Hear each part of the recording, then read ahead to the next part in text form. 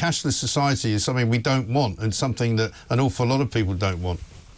That's right. We need to have our privacy and autonomy and not be in constant surveillance. And we can have all sorts of technology, but we certainly mustn't have it to be mandatory. Yeah. And it's vital that we have cash, not just for the millions of people who are older who have all sorts of issues, but just more broadly with the idea that you can have a controllable currency based on what you do, decisions you make. We've seen all that with nudge and impositions, whether it's parking or lifestyle. Absolutely not what we need. No, exactly right. And we'll talk about that again, I'm sure, Alan. But let's talk about this story at hand. There's a bit of a backlash going on against the wokists. I'm glad to see it. Kemi Badenoch's making noises about it as well. But half of Brits now say a lot of firms are too politically correct. And they're right, aren't they? They are right, Mike, and actually 75% have said that people should not be being employed or decisions being made based on criteria like race and gender.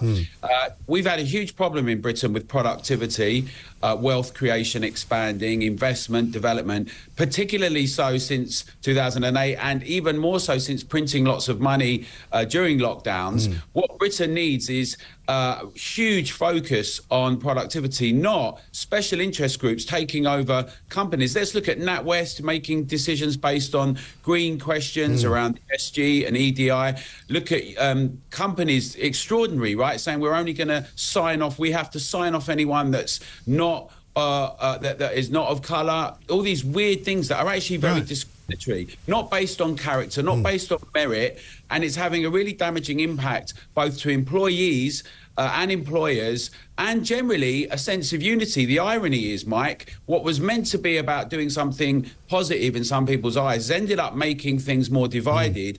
And actually Britain, you know, we've seen this through Brexit and everything. In Britain, we have a very good track record of people living together, working together, but people don't like artificial impositions with special interest groups, and it's really damaging both the private and the public sector. We've seen that with debanking. They've done a whole section policy change on debanking, and the public needs to know that companies are doing things around their actual activity, not ideological impositions.